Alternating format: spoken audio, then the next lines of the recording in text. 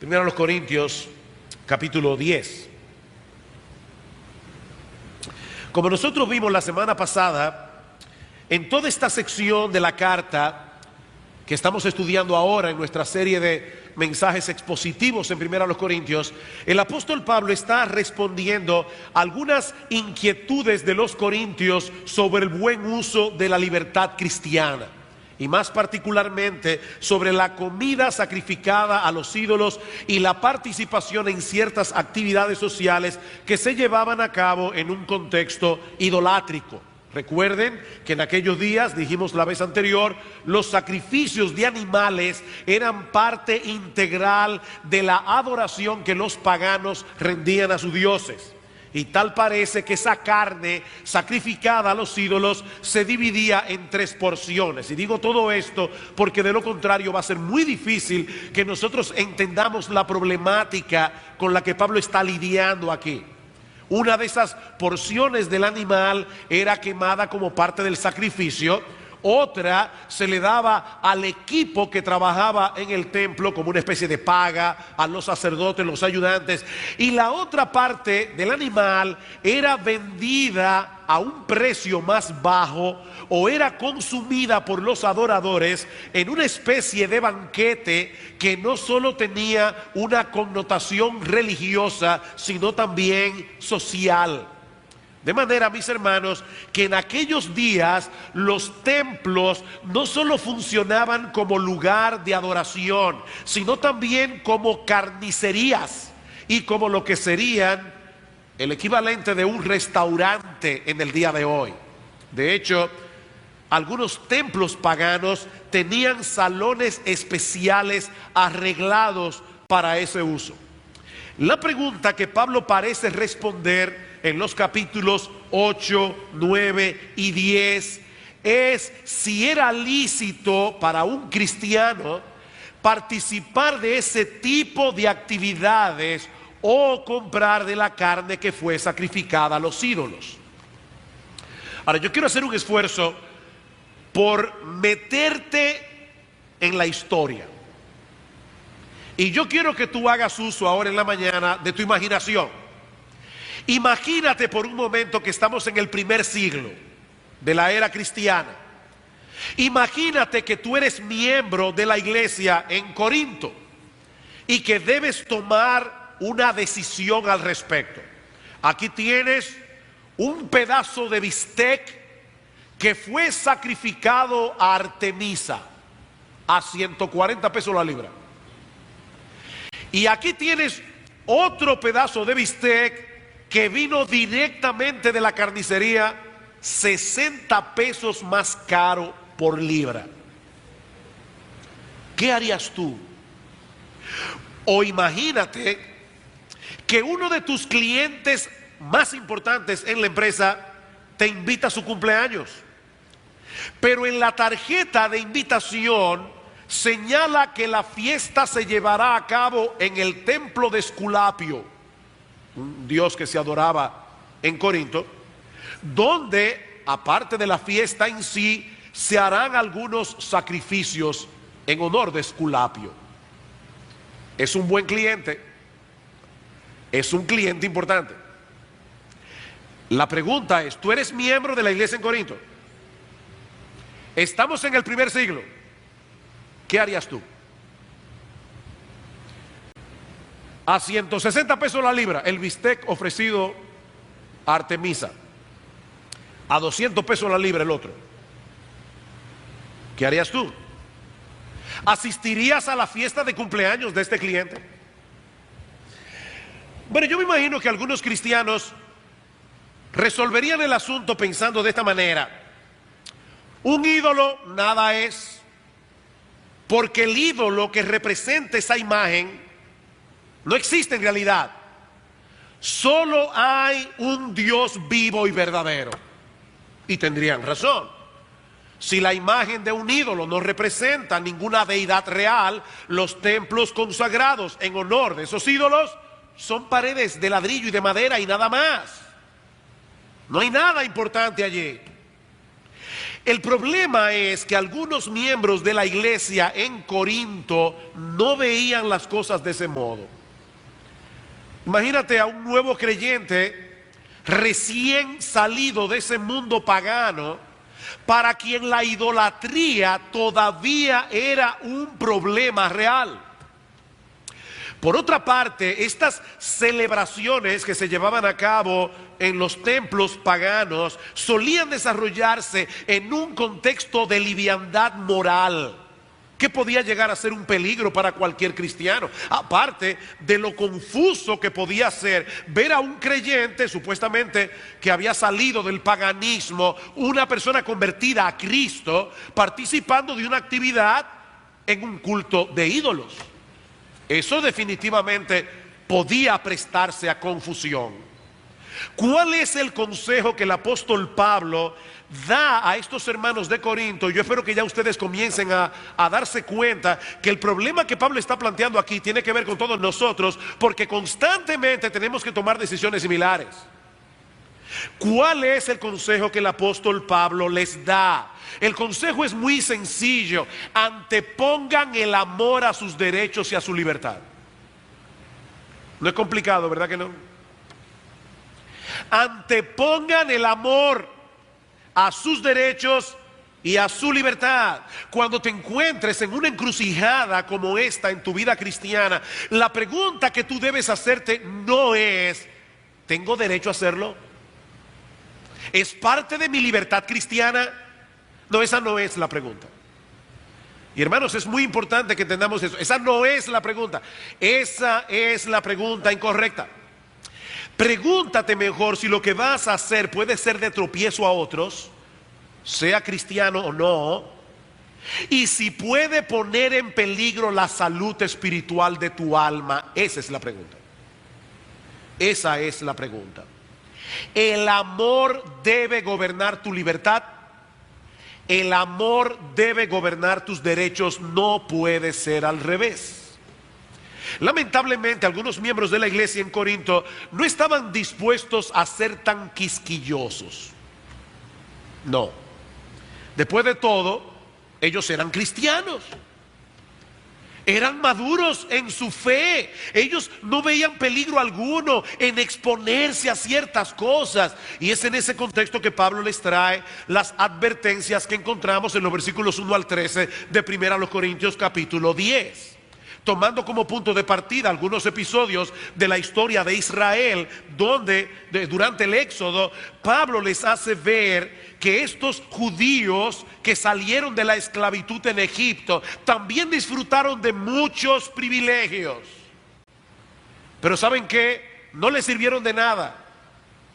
No les sirvieron de nada. ¿Por qué? Porque ellos tenían una actitud similar a la que tenían estos cristianos en Corinto y lamentablemente a la que tienen muchos cristianos en el día de hoy. Y por eso Pablo tiene que traer a la memoria estas escenas de la historia de Israel. Veamos en los versículos 1 al 4 los privilegios de los que disfrutó la nación de Israel durante el Éxodo. Versículo 1 del capítulo 10: porque no quiero, hermanos, que ignoréis que nuestros padres todos estuvieron bajo la nube, todos pasaron el mar, todos en Moisés fueron bautizados en la nube y en el mar, todos comieron el mismo alimento espiritual, y me prefiero traducir allí la palabra como sobrenatural, y todos bebieron la misma bebida espiritual, porque bebían de la roca espiritual que los seguía, y la roca era Cristo. ¿Se dieron cuenta, hermanos, de una palabra que aparece aquí repetida vez? ¿Cuál es esa palabra? Todos. Todos. Todos y cada uno de los hijos de Israel que salieron de la tierra de Egipto, todos disfrutaron de los mismos privilegios. Todos, dice Pablo, estuvieron bajo la nube, esa columna de nube y de fuego que sirvió como una especie de GPS celestial, a través de la cual Dios guió al pueblo de Israel a través del desierto. Todos vivieron esa experiencia. Todos fueron guiados y protegidos por esa columna de humo y de fuego de parte de Dios. Todos en Moisés fueron bautizados en la nube y en el mar. Esta tarde un grupo de jóvenes de nuestra iglesia serán bautizados. Ellos van a declarar públicamente a través de las aguas del bautismo su identificación con Cristo, su identificación con el pueblo de Dios. Bueno, Pablo está diciendo aquí, cuando el pueblo de Israel pasó el mar en seco, con la nube encima de ellos, protegiéndolos, ellos fueron en cierta manera bautizados en Moisés.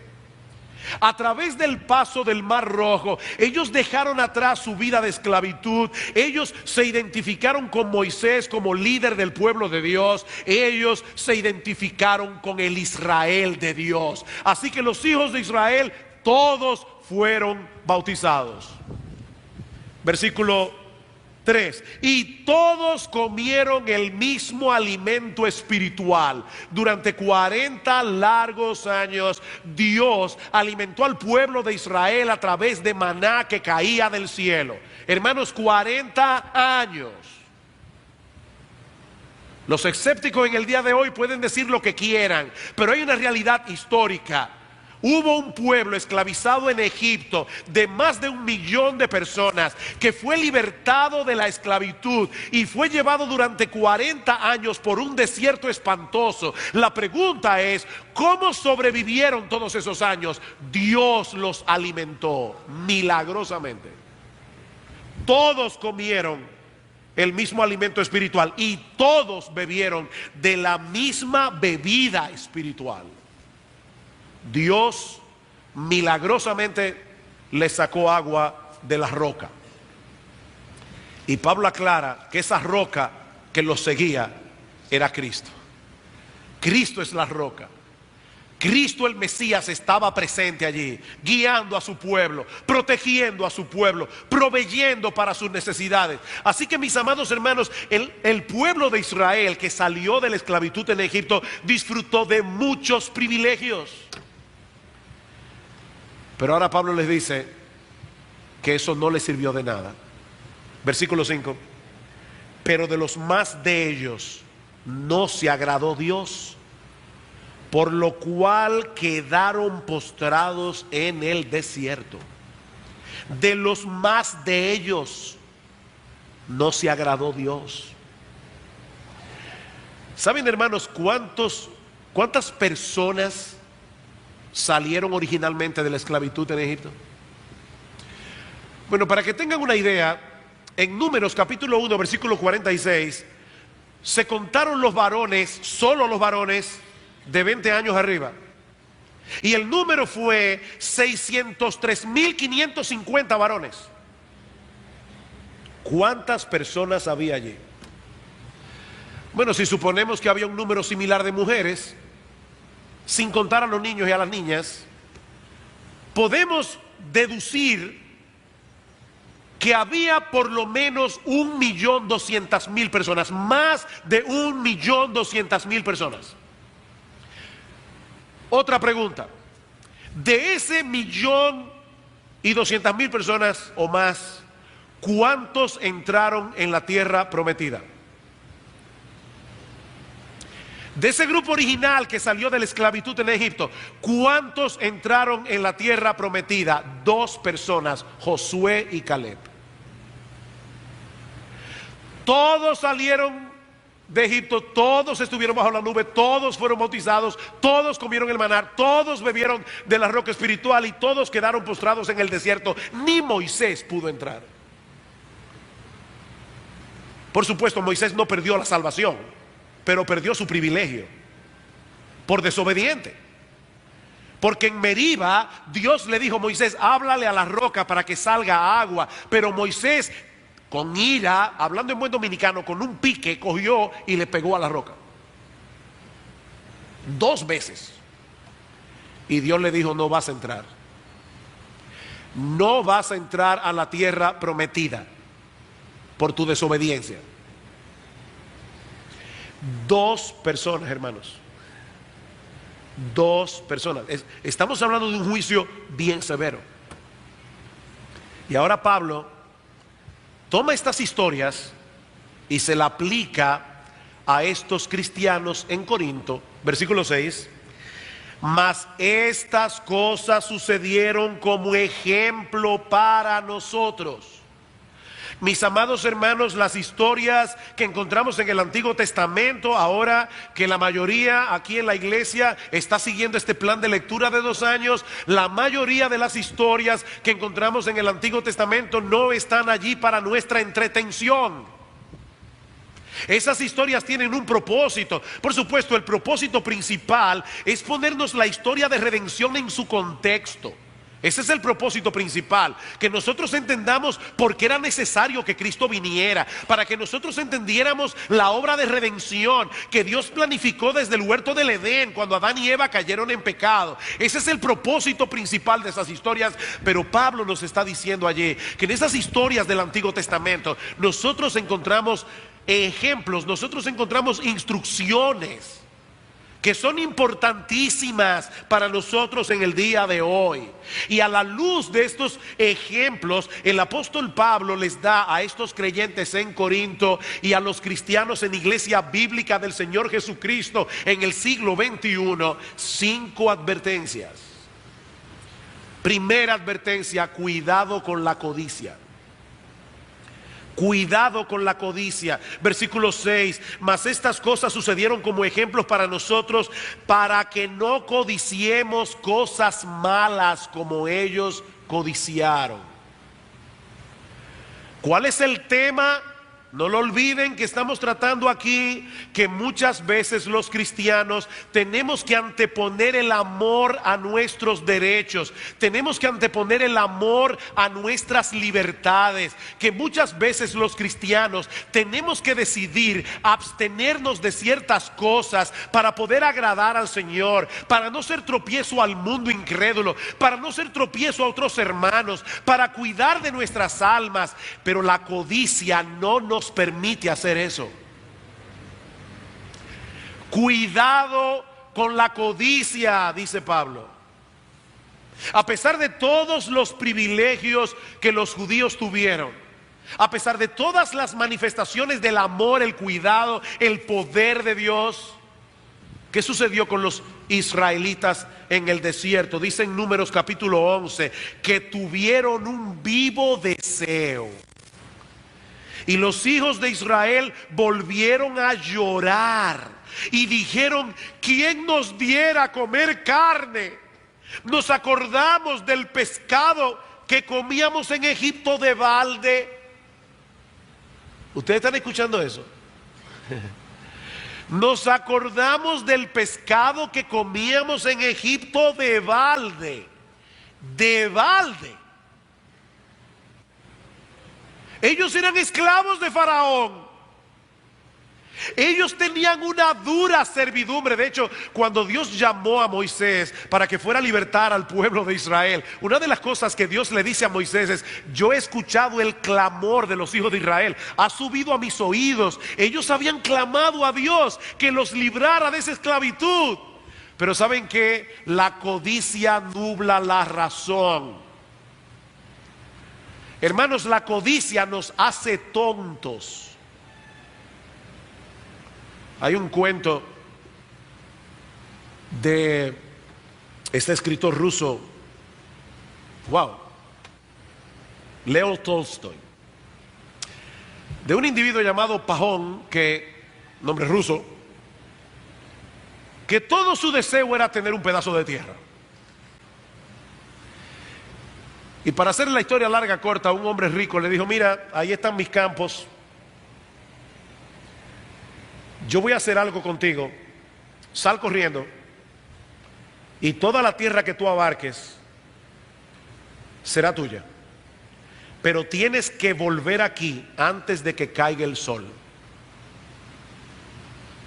El hombre comenzó a correr y a correr y a correr, y veía ya que se estaba poniendo el sol, pero quería más tierra y más tierra y más tierra. Y cuando se dio cuenta que ya iba a ser muy difícil y que tenía que regresar, comenzó a correr como un loco hacia el punto de partida, y fue tal el esfuerzo que cayó muerto. Y alguien curiosamente le preguntó, y por fin, ¿cuánta tierra consiguió? 7 metros, le dijeron, donde lo enterraron. La codicia nubla la razón. Mis hermanos, la codicia es un pecado tan peligroso que nos lleva a editar nuestras memorias. Los judíos editaron sus memorias. Ellos solamente recordaban en ese momento las cosas que ahora los hacían miserables.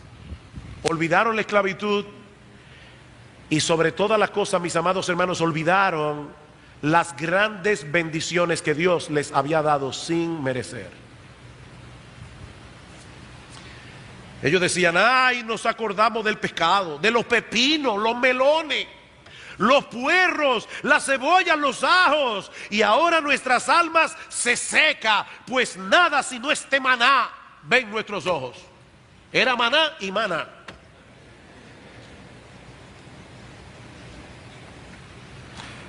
Olvidaron las bendiciones de Dios. Miren, mis hermanos, la codicia es un pecado que los cristianos muchas veces no toman en serio, pero que Dios sí toma en serio. Porque la codicia no solamente es dañina para el alma, la codicia es altamente ofensiva a Dios. La codicia es altamente ofensiva a Dios. ¿Y cómo yo puedo saber si el monstruo de la codicia ha comenzado a levantar su cabeza en mi corazón? Es muy fácil. Solamente tienes que preguntarte, ¿estoy yo descontento por las cosas que no tengo y quiero tener? Porque el descontento es el síntoma inequívoco de la codicia. No hay ningún problema en que tú desees tener algo que tú no tienes. Ese no es el problema. Pero debes estar contento con lo que tienes, aunque nunca obtengas lo que quieres. Primera Timoteo capítulo 6 versículo 8, teniendo sustento y abrigo, estad contentos con eso. Tú tienes sustento y abrigo, tienes más de lo que tú mereces. Hebreos capítulo 13, sean vuestras costumbres sin avaricia, contentos con lo que tenéis ahora, no mañana, no lo que yo deseo, contentos con lo que tenéis ahora. Mis amados hermanos, tan pronto percibas en tu corazón ingratitud, descontento, amargura por lo que no tienes, en tu corazón hay codicia. Y la única manera en que tú puedes aplastarle la cabeza al monstruo de la codicia es recordando las bendiciones de Dios que tú tienes cada día sin merecerlas. Dice Lamentaciones, nuevas son sus misericordias cada mañana. Tú disfrutas de la misericordia de Dios cada mañana. Y en el Salmo 23 dice, he aquí el bien y la misericordia me seguirán todos los días de mi vida. Y una persona a quien la misericordia y el bien de Dios lo están persiguiendo todos los días de su vida, no tiene ni una sola razón para estar descontento. Cuidado con la codicia. La raíz de todos los males es el amor al dinero. Eso es una maldición. El dinero no es una maldición. El dinero puede ser una gran bendición si se usa correctamente, pero el amor al dinero es una maldición. Cuidado con la codicia, cuidado con la idolatría. Versículo 7, ni seáis idólatras como algunos de ellos. Según está escrito, se sentó el pueblo a comer y a beber y se levantó a jugar. Y allí no está hablando de jugar en un sentido inocente. Es una forma, es un eufemismo que el apóstol Pablo está usando allí para referirse a fiestas orgiásticas. Pablo se está refiriendo a ese episodio en Éxodo capítulo 32, cuando los judíos se impacientaron porque Moisés tardaba en bajar del monte Sinaí, y le dijeron a Aarón, haznos dioses que nosotros podamos adorar, porque a este Moisés que nos sacó de la tierra de Egipto no sabemos lo que le haya acontecido. Y Aarón pidió al pueblo los zarcillos de oro. Cuando Moisés le preguntó, Aarón, ¿qué has hecho? Dice, no, yo no sé, yo cogí todos los zarcillos, lo metí en el fuego y salió este becerro.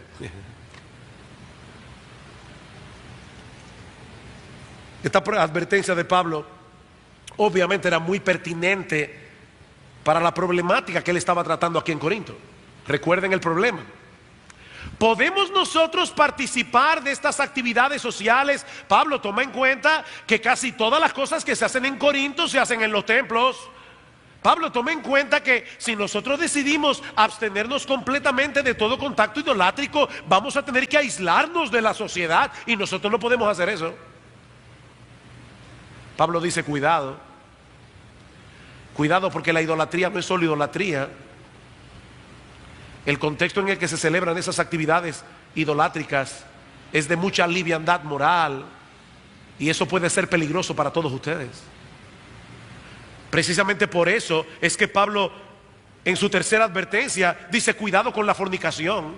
Versículo 8: ni forniquemos como algunos de ellos fornicaron y cayeron en un día 23,000.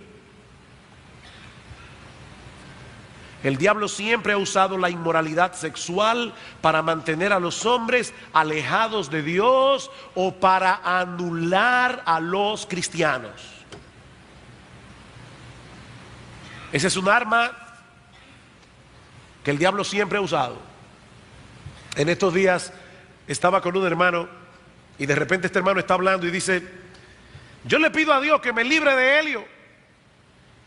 Y le digo: Señor, ¿cuándo es que tú me vas a librar de Helio? Pero parece que Dios quiere que yo esté peleando con Helio hasta que me muera. Y ya nosotros estábamos curiosos: ¿y quién es Helio? La envidia, la lujuria, la ira y el orgullo. El diablo sabe cómo atacar. Dice en Números capítulo 25: y el pueblo empezó a fornicar con las hijas de Moab, las cuales invitaban al pueblo a los sacrificios de sus dioses. Vean otra vez esa conexión entre idolatría e inmoralidad. Y el pueblo comió y se inclinó a sus dioses. En la época de Pablo no había internet. En la época de Pablo no había televisión por cable. En la época de Pablo no salía un anuncio en periódico como el que salió esta semana en uno de nuestros diarios.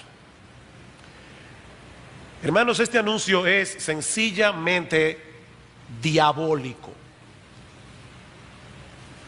Para los que no lo vieron, aquí aparece una jovencita que es evidentemente menor de edad. Aquí está la madre sosteniendo en sus manos un preservativo que parece haber encontrado en el cuarto de la jovencita, que por cierto es muy meritoria porque hasta medalla tiene.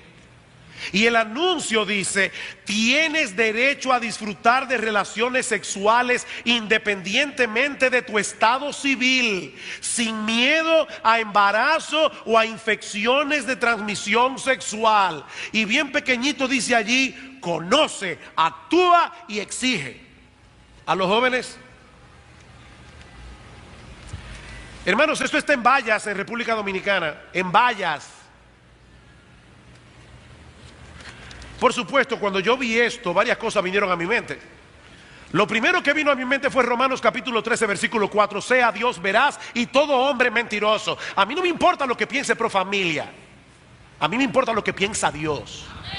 Y Dios dice claramente en Hebreos capítulo 13 versículo 4: sea en todos el matrimonio sin mancilla y el lecho sin mancilla, pero a los fornicarios y a los adúlteros los juzgará Dios. Dios se encargará de eso. Pero lo segundo que vino a mi mente, mis amados hermanos, es que este aviso es digno de un análisis que vaya más allá. Es digno de un análisis. Porque lo que estas personas están haciendo, ¿saben lo que es? Pasándole por encima a la cabeza a los padres, metiéndose en tu casa y diciéndole a tus hijos cómo ellos deben vivir por encima de lo que tú les digas. Y la pregunta mía es: ¿quién le dio a Pro Familia el derecho de establecer los derechos? O sea, cuando este anuncio dice: tú tienes derecho a disfrutar de las relaciones sexuales fuera del matrimonio, la pregunta mía es: ¿quién le dio a Pro Familia la autoridad para establecer ese derecho como un derecho? No, eso es una tiranía moral, hermanos. Eso es una tiranía moral. Y ese es el país, esa es la sociedad en la que nosotros estamos viviendo. Esa es la sociedad en la que nosotros tenemos que criar a nuestros hijos. Ahora déjenme decirles algo. Nosotros podemos protestar todo lo que queramos. Pero si la iglesia de Cristo no marca la diferencia, esas protestas van a ser en vano. Es muy fácil protestar. Es muy fácil levantar la voz. Pero lo que el mundo allá afuera necesita no son protestas solamente. Y nosotros debemos protestar. Pero mis hermanos, lo que el mundo allá afuera necesita no son protestas. El mundo necesita ver a una iglesia que muestra a través de una vida transformada el poder del evangelio. El mundo necesita ver allá afuera una iglesia que no coquetea con esas cosas. El mundo necesita ver una iglesia donde las mujeres se visten con modestia. No es muy fácil protestar. Lo difícil es vivir como cristianos. Miren, mis hermanos, este mundo está difícil. Y los que van a hacer la diferencia en un mundo como el nuestro no son cristianos tibios que vienen los domingos a la iglesia a calentar un asiento. No, ese tipo de cristianismo no sirve. Ese es el tipo de cristianismo que Pablo está atacando en esta carta. No lo olviden. Ese es el tipo de cristianismo que Pablo está evidenciando aquí. Ese tipo de cristiano que vive enarbolando la bandera de sus derechos, la bandera de su libertad, pero no están dispuestos a ejercer el dominio propio, a poner un límite a sus apetitos, a sus inclinaciones, por amor a Dios, por amor a la iglesia, por amor al mundo y por amor a su alma. Ese tipo de cristianismo no hará la diferencia. Ese fue nuestro mensaje en parte en el retiro de jóvenes que tuvimos la semana pasada. Dice el Señor Jesucristo en Mateo capítulo 7, versículo 37, en el último y gran día de la fiesta, Jesús se puso en pie y alzó la voz diciendo: si alguno tiene sed, venga a mí y beba. El que cree en mí, como dice la Escritura, de su interior correrán ríos de agua viva. Y en Juan capítulo 10, versículo 10, dice el Señor: yo he venido para que tengan vida y para que la tengan en abundancia. Y esa palabra significa extravagante, una vida que es mejor de lo que yo esperaba. La pregunta es, mi amado hermano, ¿es ese tipo de cristianismo el que tú estás viviendo? ¿Estás reflejando esa vida abundante? Porque es ese ejército de cristianos el que va a ser sal de la tierra y luz del mundo. Cuidado con la fornicación, cuidado con tentar al Señor. Versículo 9, ni tentemos al Señor como también algunos de ellos le tentaron y perecieron por las serpientes. ¿Cuántas veces el pueblo de Israel en el desierto probó la paciencia del Señor? ¿Ustedes han visto esos muchachos que prueban a sus padres? Esos muchachos que tratan de ver hasta dónde, qué tan lejos pueden llegar en la desobediencia sin ser disciplinados. Hay cristianos que son así. Ellos comienzan a acercarse al mundo, nada pasa. Se acercan al mundo, nada pasa. Y se sienten confiados y comienzan a tentar la paciencia de Dios. Y Pablo le está diciendo a los corintios: no malinterpreten la paciencia de Dios, porque estos judíos en el desierto malinterpretaron la paciencia de Dios y miles fueron muertos. Miren, mis hermanos, la paciencia de Dios tiene un límite. El problema es que nosotros no sabemos dónde está ese límite. La paciencia de Dios tiene un límite. Nosotros no sabemos dónde está. Cuando es un cristiano el que pasa ese límite, entonces recibe la disciplina de Dios. Dice en Hebreos capítulo 12, versículo 6: Dios al que ama, disciplina. Y ahora escuchen esta palabra: y azota a todo aquel que recibe por hijo. Azota. Hay padres que son muy débiles con sus hijos, y cuando tienen que disciplinarlos, toman un pañal de tela y le dicen: eso no se hace. No, eso no es azotar a un hijo. Dios no disciplina con pañales. Dios disciplina con lo que es necesario para que participemos de su santidad. Y Pablo más adelante va a decir a estos hermanos en Corinto que ya algunos de ellos habían sido disciplinados. En 1 Corintios capítulo 11, versículo 30, hablando de cómo algunos corintios participaban de la cena del Señor en una manera inapropiada, dice: por lo cual hay muchos enfermos y debilitados entre vosotros, y muchos duermen. Dios le quitó la vida a Ananías y Zafira. Traspasaron ese límite. ¿Quiere decir eso que toda persona que se enferma es por un castigo de Dios? No, de ninguna manera. En Filipenses capítulo 2, Pablo dice de Epafrodito que enfermó por la obra de Dios, y dice que estuvo casi expuesto a la muerte. Y al mismo Timoteo tiene que decirle: Timoteo, usa un poco de vino por causa de tu estómago y de tus frecuentes enfermedades. No, no toda persona que se enferme es por un castigo de Dios. Pero mis amados hermanos, esa realidad no elimina la enseñanza bíblica de que Dios muchas veces enferma como disciplina.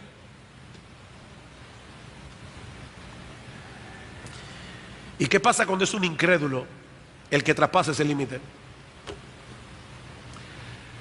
Bueno, te voy a responder con Hebreos capítulo 10, versículo 31. Horrenda cosa es caer en las manos del Dios vivo.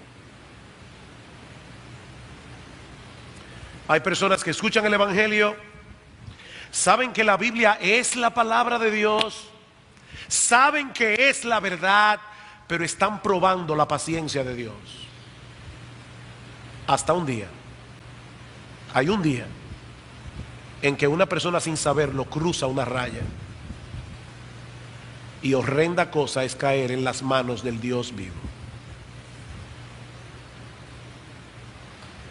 Por último, Pablo dice: cuidado con la murmuración. Cuidado con la murmuración. Versículo 10: ni murmuréis, como algunos de ellos murmuraron y perecieron por el destructor. Después de la rebelión de Coré, Datán y Abiram, y aparentemente Pablo está haciendo referencia a esa escena, dice que al día siguiente, Números 16, toda la congregación de los hijos de Israel murmuró contra Moisés y Aarón, diciendo: vosotros habéis dado muerte al pueblo de Jehová. Murmuraron contra Moisés, y dice que perecieron por el destructor. Así como decíamos de la codicia, mis amados hermanos, muchos cristianos toman la murmuración como un pecado ligero. Dios no lo toma a la ligera. Dios no lo toma a la ligera, porque Dios sabe que la codicia es altamente nociva. La murmuración, perdón, es altamente venenosa y profundamente ofensiva a Dios. Cuando tú te quejas, tú estás poniendo en dudas la bondad, el amor, la sabiduría de Dios. No, pastor, usted no me está entendiendo. Yo no me quejo de Dios, yo me quejo de mi marido, o de mi esposa, o de los hermanos de la iglesia, o pastor, de quien yo me quejo es de ustedes, los pastores de la iglesia, y de los diáconos. No es de Dios.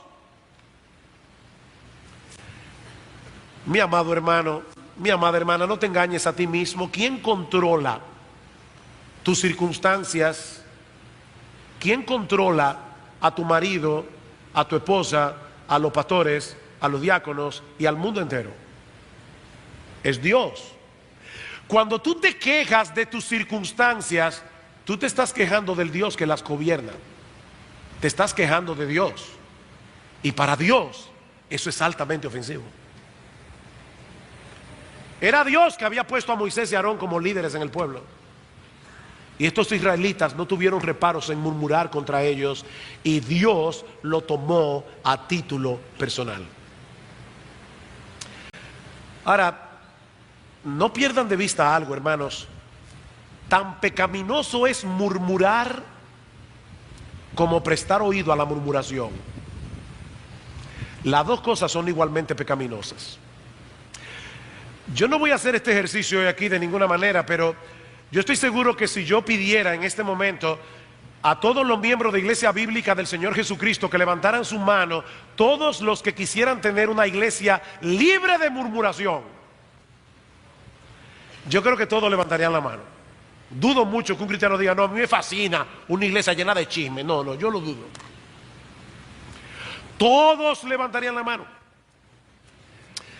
Ok, ya que tú levantarías la mano y tú quisieras tener una iglesia libre de murmuración, déjame decirte que eso es posible.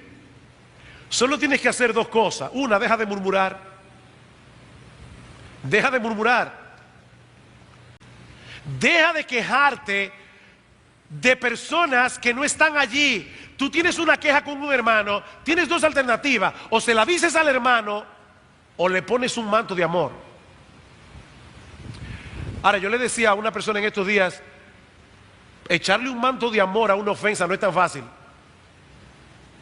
Cuando yo era muchacho, a mí me encantaba leer a Gustavo Adolfo Bécquer. Yo no puedo entender cómo es que un hombre que podía escribir poesías tan hermosas. ¿Qué es poesía? Me preguntas cuando clavas tu pupila en mi pupila azul. ¿Qué es poesía? Y tú me lo preguntas, poesía eres tú. ¿Cómo un individuo que podía escribir versos así escribía cuentos tan terroríficos?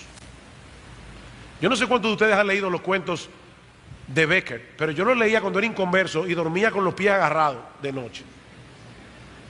Había uno en particular de una muchacha que fue dejada por el novio en el altar, y cada vez que la enterraban y le echaban tierra encima, la muchacha sacaba la mano. Yo me acuerdo leyendo ese cuento de noche. ¿Sabes una cosa? Las ofensas, cuando tú las entierras, tratan de sacar la mano. Ellos después se dieron cuenta finalmente que lo que la muchacha quería era que el novio le pusiera el anillo de compromiso. Desde que le puso el anillo de compromiso al cadáver, bajó la mano y se quedó enterrada.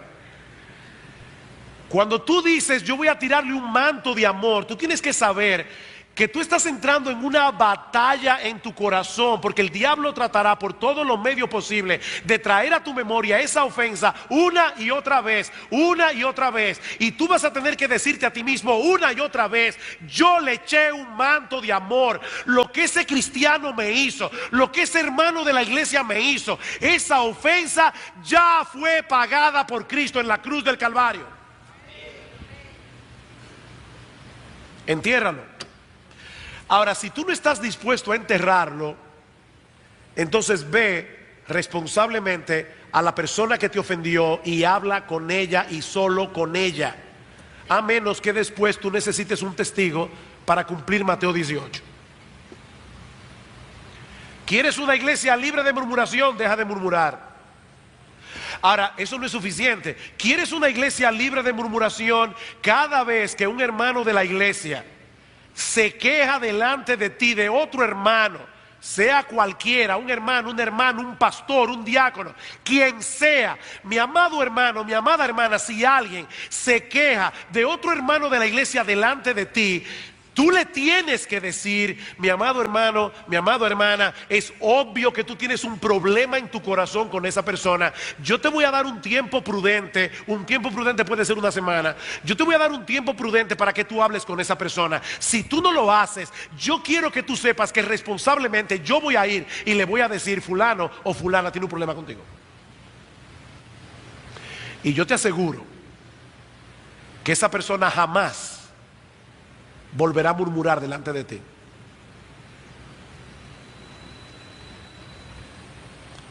Cuidado con la murmuración. Ese es un pecado altamente divisivo. Es un pecado altamente ofensivo a los ojos de Dios. Dice la Biblia que hay 6 cosas que odia el Señor, y una de ellas es el que siembra discordia entre hermanos. Dios abomina eso. A Dios le repugna la murmuración. He aquí 5 advertencias.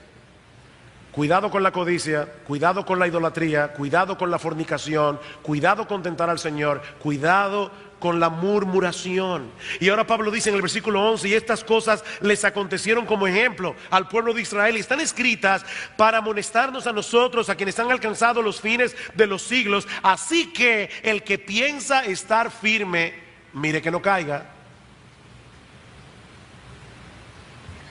Mira, mi querido hermano, yo no sé cuántos años tú tienes en la iglesia de convertido. Yo no sé en cuántos ministerios tú has estado y en cuántos estás involucrado.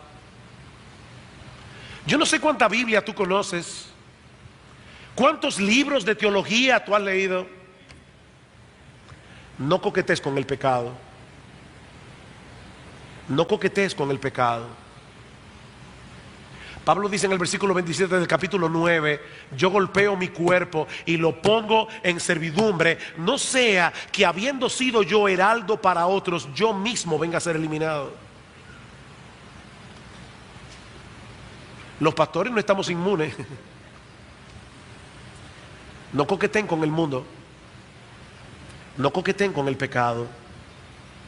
No participes en ninguna actividad que pueda poner tu alma en peligro. Absteneos de toda especie de mal. Pero finalmente, y ya con esto sí concluyo, Dios conoce el alma humana. Y Él sabe que muchas veces los que más se inquietan con estas advertencias son los que menos deberían inquietarse. Porque son los cristianos que están en pie de guerra, luchando contra el pecado. No es que no pecan, pero ellos están en pie de guerra luchando contra el pecado, corriendo la carrera, sirviendo al Señor. Yo le decía en estos días a un grupo de hermanos, miren, cuando usted encuentre a un murmurador dentro de la iglesia, escríbelo, que es casi seguro que es una gente que no está haciendo nada. El que está sirviendo activamente en la iglesia no tiene tiempo para murmurar, él tiene demasiadas cosas que hacer. Pablo sabía, y Dios también, que necesitaban ahora alentar a algunos hermanos de la iglesia en Corinto, a estos hermanos de conciencia sensible, y por eso termina con una nota gloriosa: no os ha sobrevenido ninguna tentación que no sea humana. Hermanos, qué grandioso es eso. ¿Tú sabías eso? Que cuando el diablo te va a tentar, Dios supervisa la tentación, y si Él sabe que esa tentación es más fuerte que tú, Dios no lo permite. No os ha sobrevenido ninguna tentación que no sea humana, pero fiel es Dios, que no os dejará ser tentado más de lo que podéis resistir. Salmo 129.